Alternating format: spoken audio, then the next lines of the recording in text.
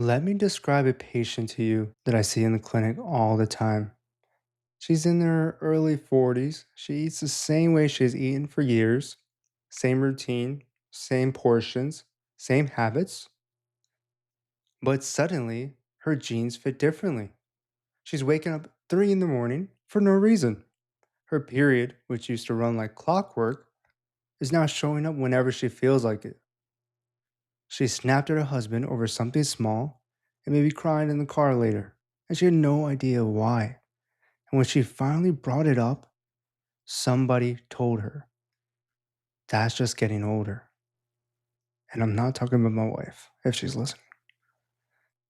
If that's you or someone you love, this episode is for you. Because I want to say something right up front.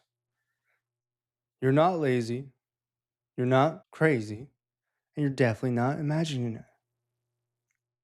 Welcome back to The War Within. I'm Dr. Brian Samuel, an obesity medicine physician. And if you're new here, my whole philosophy is simple. You are not a number and you are not a diagnosis. You're a whole person and your body is always telling you a story. My job is to help you read it if I can. Quick reminder, this is education, not personal medical advice.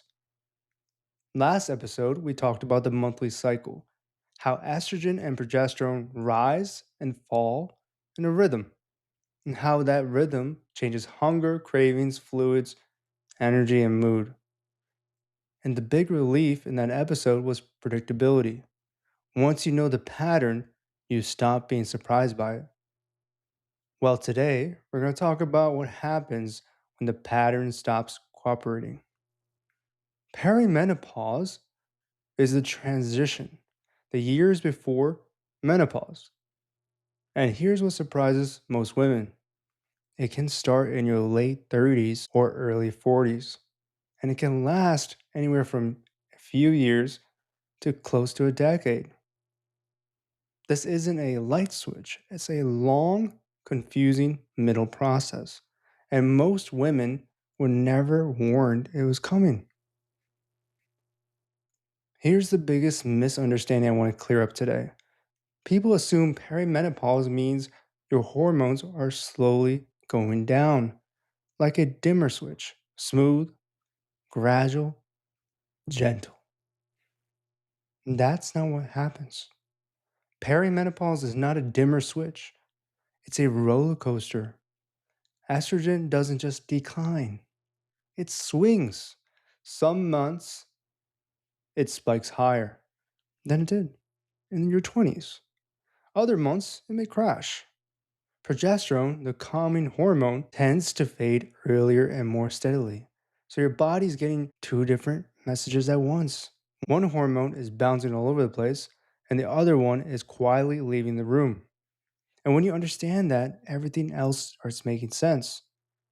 Let's start with sleep, because sleep is usually the first thing that changes. Progesterone has a calming, almost sedating effect on the brain. When it drops, sleep gets lighter. You fall asleep fine, but you can wake up at 2 or 3 in the morning, wide awake, mind running. Some women start running warm at night. And here's a part I need you to hear.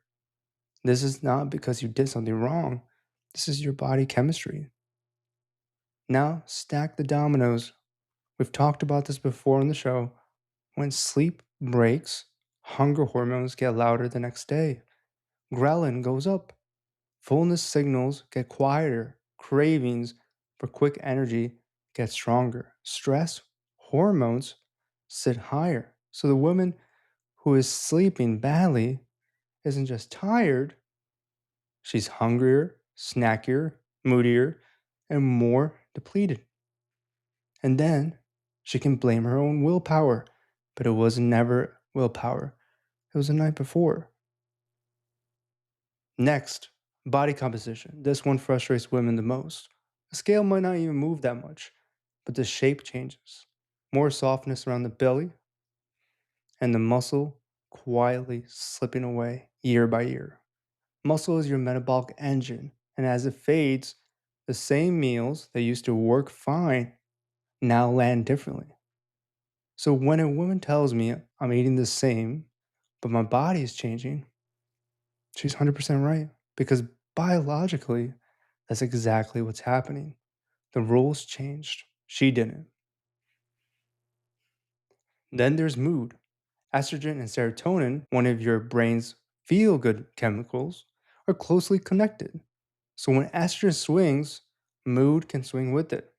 Irritability, anxiety that shows up out of nowhere, feeling emotionally raw over things that never used to touch you. Women in this stage often ask me, am I losing my mind? No, your brain is riding hormonal waves it didn't sign up for. And the cycles themselves, shorter, longer, heavier, lighter, skipped entirely, then back again. The predictability we talked about the last episode starts to dissolve. And honestly, that unpredictability is its own symptom because you can handle almost anything when you know it's coming. What wears women down is not knowing what version of their body is showing up this month. So, what actually can help? Not perfection, steadiness. Protect your sleep like it's an appointment. Eat enough protein because your muscle needs defending now more than ever. Move your body if you can, especially with some strength work. Manage stress because cortisol pours gasoline on all of this. And give yourself some grace. You are not failing a test, you are moving through a transition that half the human race experiences and almost nobody explains. And if a woman in your life is in this middle right now, believe her.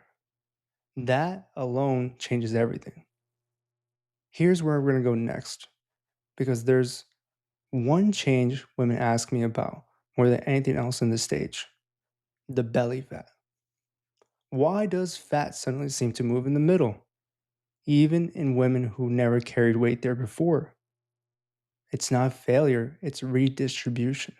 And there's a real biological reason for it. I'll see you in the next episode. Have a good day.